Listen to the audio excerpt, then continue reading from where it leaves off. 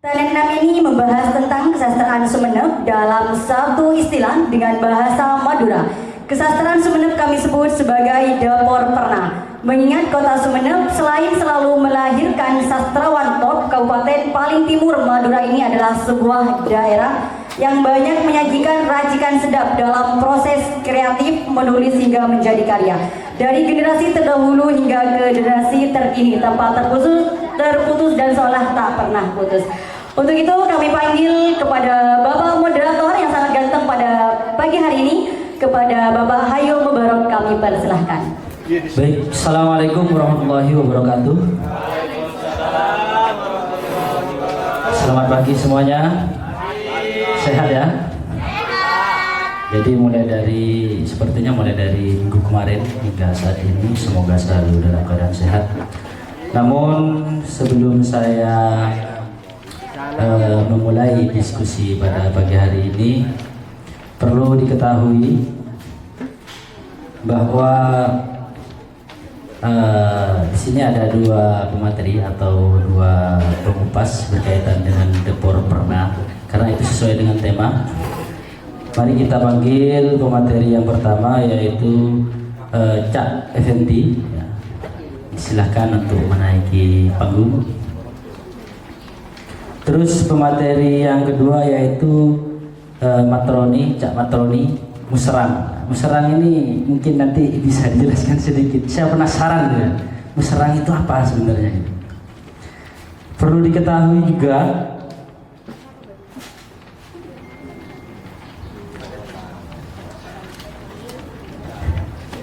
Cak Effendi ini kelahiran di Sumeneb 14 Agustus sebelum kemerdekaan Indonesia tahun 1984, bukan 45, 84. Beliau juga aktif di komunitas Kampung Jerami KKJ, Forum Belajar Sastra FBS, dua komunitas yang didirikannya. Karyanya berupa esai dan puisi. Puisinya kerap kali dimuat di berbagai media lokal. Seperti halnya Sandal Kumal 2011, betul Cak? Terus Indonesia titik 13 2012, Istana Air 2014, Hujan Kampung Jerami 2014, Memo untuk Presiden 2014, titik tema 2014, Benela Sastra di KJT 2016, dan masih banyak lagi karya-karya beliau. Ini di samping diri saya yang ganteng, yang manis.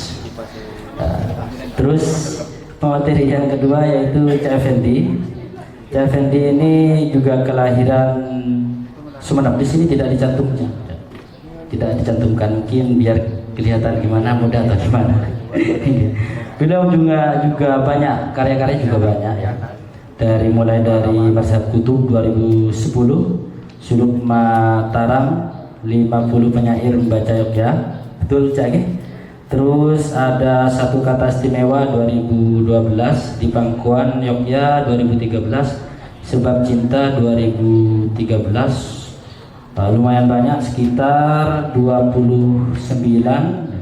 Terus buku antologi esainya ada 6. Mungkin itu sekilas pengenalan pemateri kita pada pagi hari ini. Mungkin bisa dimulai untuk materi pertama. Silakan kepada Cak Effendi. Tepuk tangan dulu. Kan biar semangat nanti.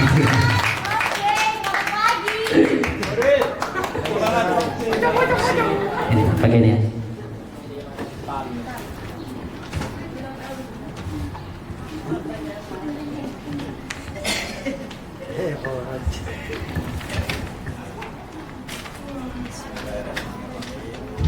Assalamualaikum warahmatullahi wabarakatuh.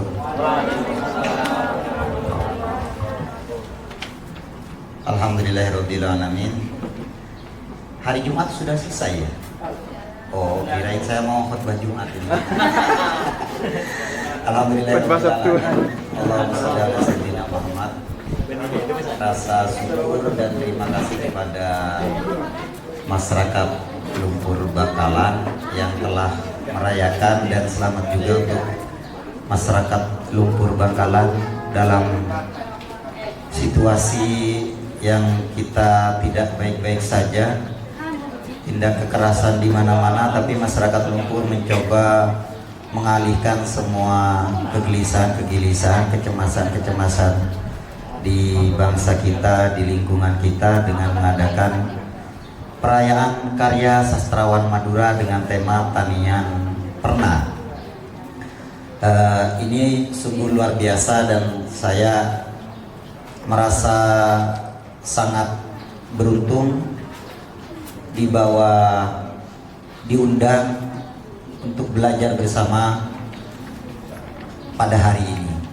Nah, kegiatan saya di Sumeneb mengelola komunitas Kampung Jerami yang kemarin karena keterlibatan masyarakat Lumpur Bangkalan, kami juga merayakan semacam kegiatan hari ini dengan tema Maulid Sastra Gunung Muncet. Kenapa akhirnya saya mau bercerita Maulid Sastra Gunung Muncet? Rasanya daripada saya berbicara soal teori-teori yang mungkin nanti adalah dosen Matroni yang akan menjelaskan, saya yang ada di bagian penjaga gawang di komunitas Kampung Jerami atau istilahnya adalah yang mau beni Roma, maka saya akan bercerita bahwa bagaimana pentingnya komunitas sastra di Sumeneb yang punya dampak baik terhadap perkembangan sastra Sumeneb. Kita mau memulai cerita dari sini. Cerita ini sebenarnya bagian dari yang saya ingin sampaikan secara utuh bahwa komunitas sastra itu punya peranan penting dalam perkembangan sastra dimanapun. Nah, kalau di Sumeneb, kenapa ini menjadi topik pembicaraan yang saya mau hadirkan di pertemuan hari ini? Karena ketika saya terlibat juga menggawangi kegiatan Maulid Sastra Gunung Muncet, yang salah satu pengisi acaranya adalah kawan-kawan masyarakat Lumpur Bangkalan, itu baru ketahuan ada data-data yang menunjukkan bahwa komunitas sastra di Sumeneb dalam hitungan, walaupun ini data-datanya belum valid, yang saya kumpulkan dari beberapa dokumen-dokumen, dari beberapa proses komunikasi, proses penelitian, riset dengan teman-teman yang secara door to door dengan teman-teman komunitas, itu ada di sekitaran 70 komunitas. 70 komunitas ini berkembang, memilih hidupnya, memilih caranya masing-masing, punya caranya masing-masing, punya warnanya masing-masing. Nah, untuk mempermudah mengenali apa sih peranan komunitas sastra di Sumeneb itu, jadi mungkin kalau saya mengatakan memang pembicaraan sastra di tingkat Jawa Timur di Sumeneb itu dikatakan bahwa basis pesantren lah yang mempengaruhi. Tapi basis pesantren ini juga butuh wadah kecil. Wadah kecil ini adalah komunitas. Tetap komunitas itu jadi alat, jadi sarana bertemu, sarana belajar, sarana mengedukasi, atau sarana sharing pengalaman proses kreatif yang ada di Kabupaten Sumeneb. Saya pikir di Sumeneb, seperti beliau teman saya Matroni ini, walaupun dia mungkin besar namanya di Jogja waktu itu, tapi dia lahir dari komunitas. Dia lahir dari pesantren, tapi pesantren masih butuh alat, namanya komunitas sastra. Walaupun akhirnya berkembang penyelidikan itu istilahnya, kita mencurigai kemungkinan bahwa perkembangan sastra di Sumeneb itu memiliki beberapa variabel, beberapa macam. Misalnya, secara detail saya ingin membicarakan bahwa komunitas-komunitas 70 kurang lebih dari komunitas yang ada di Sumeneb itu, ada yang di pesantren, ada yang di pedesaan, ada yang di perguruan tinggi. Nah, tiga tempat ini yang menjadikan sastra Sumeneb menjadi tanah yang subur untuk kelahiran sastrawan-sastrawan muda yang menurut sejarahnya itu belum pernah terputus sampai generasi saat ini. Mulai dari Abdul Hadi WM, mulai dari generasi Pak Dezawawi Imron, mulai dari periodisasinya Sab Anton, Mas Hidayat Raharja, sampai ke Mahwi, sampai ke Makroni, sampai di lingkungan, dan sekarang masih tumbuh bibit-bibit baru yang potensinya sama-sama punya kemungkinan yang luar biasa. Misalnya saya akan menyebut generasi-generasi yang mulai mapan di hari ini. Ada Faidi Rizal, ada yang salah satu wajahnya dipajang, tapi saya kok berpikir Faidi Rizal itu kok wajahnya yang dipajang tapi orangnya tidak datang. Dan waris Rofi, ada Dafiatul Umam, terus ada lagi yang hari ini hijrah ke Jogja, yang kemarin lolos di DKD, Romzul Falah. Dan ini misalnya di pesantren ini adalah ada petakan-petakan teman-teman yang semi pesantren, teman-teman yang semi di pedesaan, teman-teman yang aktif di pesantren. Jadi ada petakan-petakan itu. Lalu kenapa akhirnya komunitas-komunitas sastra di Sumeneb yang ada di pesantren itu lebih mapan? Jadi dari 70 sekian komunitas di Sumeneb itu, ini cuma hitungan apa ya, hitungan kasar, mungkin bisa lebih. Dan saya meyakini bisa lebih, bahwa kehadiran komunitas di Sumeneb itu lebih dari 70 komunitas. Ketika pendekatannya adalah ada komunitas yang ada di pesantren, ada komunitas yang ada di perguruan tinggi, ada komunitas yang ada di pedesaan. Misalnya saya ambil contoh, misalnya ada sanggar padi, ada sanggar andalas, atau ada sanggar kelenang yang ada di lingkungan sanggar saksi, sanggar bengkel puisi yang pernah digawangi oleh putra kiai langsung dari pondok pesantren Anokoya, yaitu Kiai Muzamil El Mutakin, atau misalnya sanggar tikar yang pembinanya langsung adalah kiainya langsung ke Faizi. Jadi ada peranan-peranan pesantren yang memang mendorong lahir masifnya komunitas-komunitas yang ada di Sumeneb.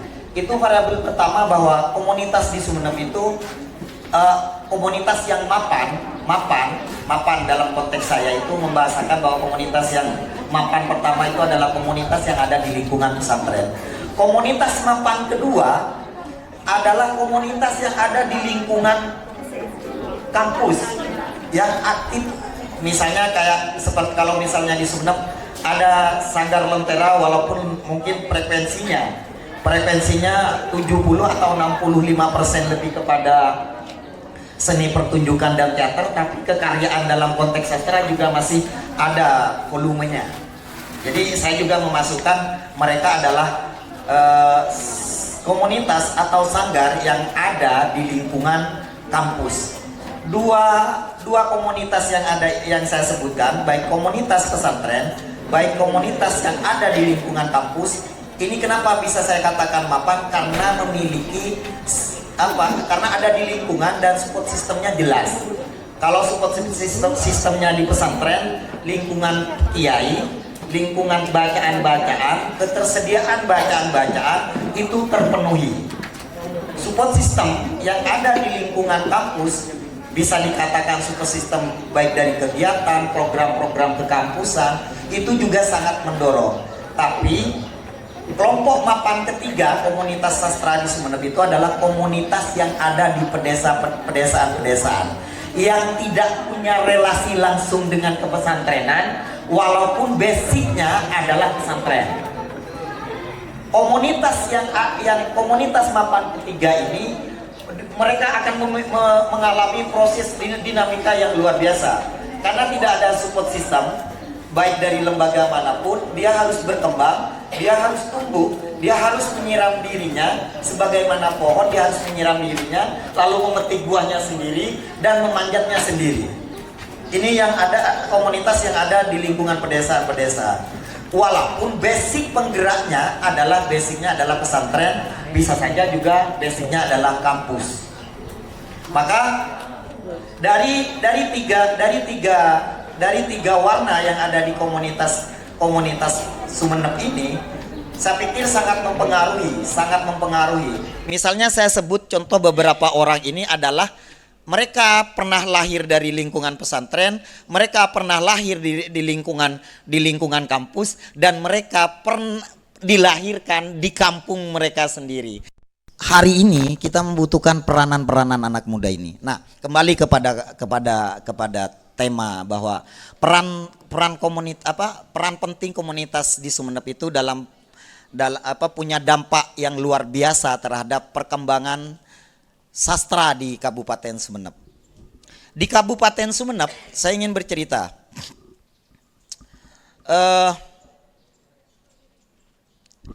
Kita memang overload, bahasa saya akan mengatakan, dan ini sebenarnya agak lebay ya, tapi saya berhadapan langsung dengan dan bersinggungan langsung dengan lingkungan ini. Overload dengan penulis-penulis. Persaingannya sangat ketat. Lalu apa peranan komunitas sastra untuk perkembangan sastra di Sumeneb? Nah, dari tiga warna komunitas, baik yang lahir di lingkungan pesantren, baik yang lahir di lingkungan kampus atau perkuliahan, atau yang lahir di lingkungan pedesaan, itu punya peranan penting. Misalnya, mereka sama-sama memiliki program-program kekaryaan, program-program kreativitas, program-program proses kreatif. Misalnya dalam satu minggu, saya kasih contoh, misalnya entah itu Gemar Korong, entah itu Kampung Jerami, atau komunitas-komunitas yang ada di lingkungan pesantren, mereka punya bank data karya. Jadi anggota-anggotanya itu diminta menulis, lalu dikumpulkan, lalu dicari mana puisi yang layak setelah lolos akurasi dan didiskusikan. Kita cari lemah dan kuatnya, baik diksinya, itu terjadi diskusinya ada di komunitas-komunitas. Itu yang saya maksud, bahwa sebenarnya komunitas sastra itu tetap harus ada, harus terus dikembangkan agar bisa saling mempengaruhi pada proses kreatif anggota-anggotanya. Kalau komunitas-komunitas di pesantren, kenapa bisa saya katakan mapan? Karena mereka lahir dari keinginan yang utuh menjadi sastrawan. Misalnya di Sumeneb, mungkin ini sudah menjadi cerita yang biasa kalau di Sumeneb. Misalnya ada santri dari saking mau ikut festival ke Gunung Bintan, naik truk, pindah ke terminal truk, terus nggak punya ongkos, itu biasa. Dan mereka harus merepotkan panitia misalnya, akhirnya mereka diselamatkan dan dikasih ongkos. Itu biasa. Itu saking semangatnya. Ada gairah yang mungkin tidak dimiliki di beberapa kabupaten lainnya, adalah gairah mereka untuk terus belajar, untuk terus menjadi sastrawan. Jadi istilahnya begini, orang di Sumeneb itu pasti niatnya adalah mau naik haji misalnya, yang pertama. Terus yang kedua mau jadi orang soleh, yang ketiga itu mau jadi sastrawan. Dan itu semuanya, nah nomor satu itu sastrawan, ternyata bisa, bukan naik haji. Karena menjadi sastrawan itu bisa jadi bisa naik haji. Misalnya Pak Dezawawi Imron, tapi kan masih males mungkin. Karena kemarin alhamdulillah Pak Dezawawi dapat Abu Rizal Bakri Group, dan itu sebenarnya bisa naik haji besar. Masih malas mungkin, atau beliau sudah tawaf dengan puisinya. Nah, jadi niat itu yang subur, niat itu yang tulus. di pesantren itu persaingannya sangat ketat antara komunitas dengan komunitas, antara penulis dengan penulis itu sangat ketat. Strategi mereka akhirnya mempengaruhi, bisa dikatakan sebagai warna politik kebudayaan orang-orang Sumeneb dalam proses kesastraannya. Misalnya orang-orang di Sumeneb, para penyair-penyair kita, para pemuda, para sastrawan-sastrawan baru yang ada di Sumeneb itu berlomba-lomba pasti untuk mengikuti lomba-lomba di mana-mana. Dan bisa dicek datanya, misalnya si Petas Koteka di Pamekasan berapa tahun yang lalu pernah mengadakan festival bahasa dengan judul saya lupa. Judulnya saya lupa. Judul bukunya kalau tidak salah itu Kei Bintang apa Keker Bulan apa kayak gitu. Atau Cenor Koning. Itu yang ikut 75% adalah orang-orang Sumeneb yang lolos. 1%-nya orang Pamekasan, 1%-nya mungkin Bangkalan. 0% Bangkalan. Nah itu tidak cuma terjadi di Sipetas Koteka.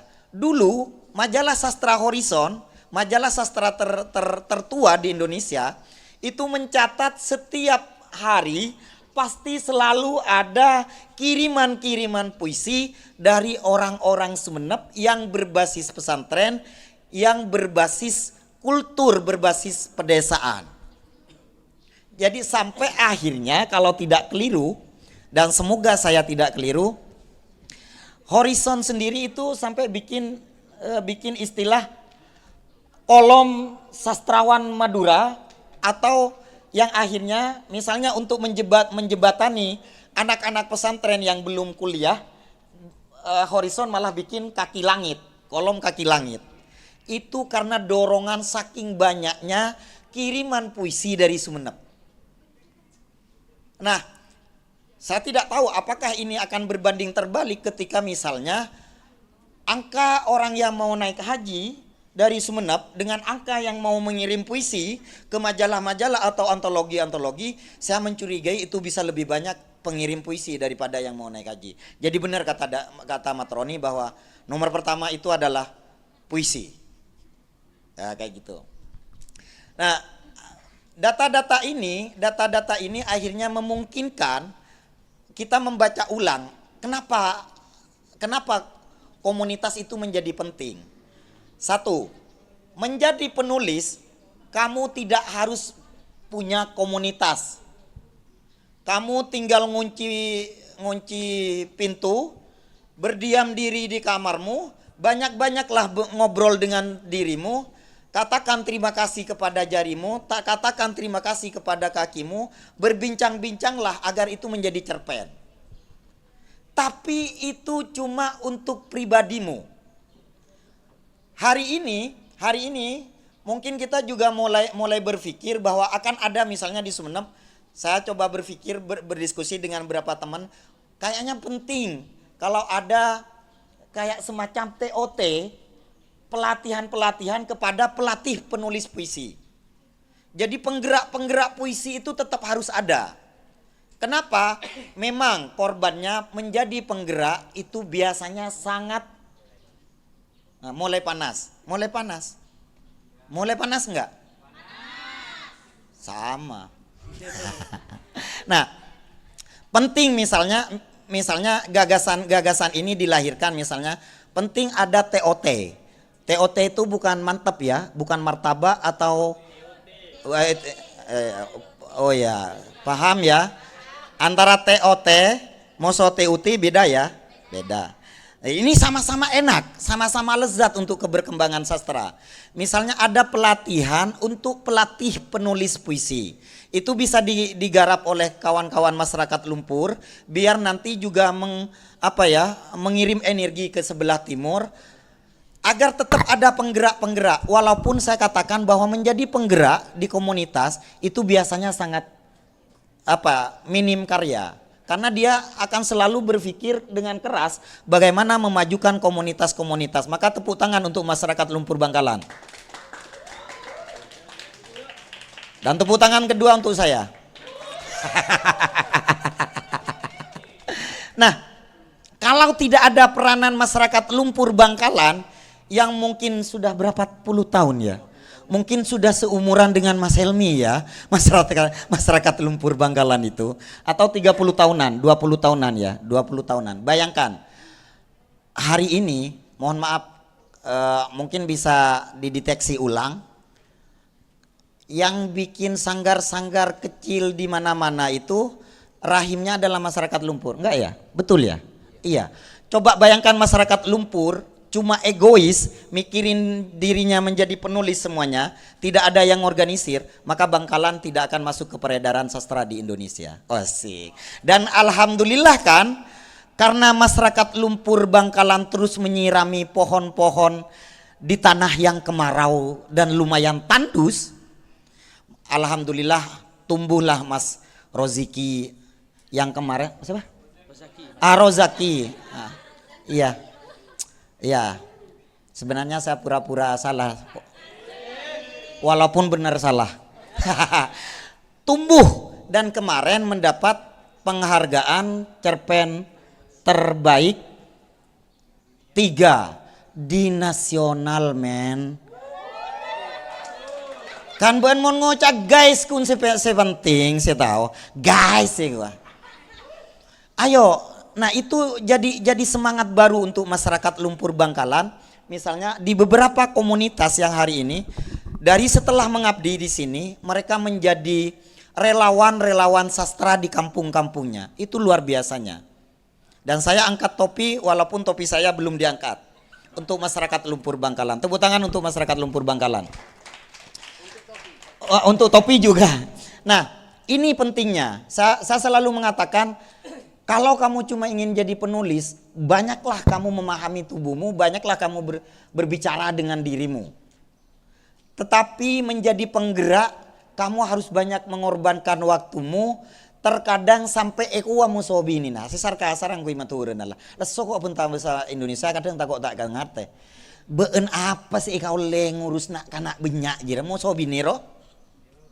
Tapi tidak, karena merawat puisi itu sama dengan merawat puasa. Nah, kan? Merawat puisi itu sama dengan merawat puasa. Kenapa? Karena tidak akan ada puisi kalau tidak ada ikro. Kalau misalnya ada pelatihan-pelatihan menulis, nanti Kak Matroninya yang ngomong. Saya itu kalau mun kadang mun iano kana mun ipe semin ro John Peter kok. Iya beneran. Oh katon misalnya walaupun kalian tidak mendengarkan kalian sok-sok antusias, itu saja semangat. Jadi ya tas semangat bebe. Ah kau tak ngocak lah. Saya bebe. Nah, kembali.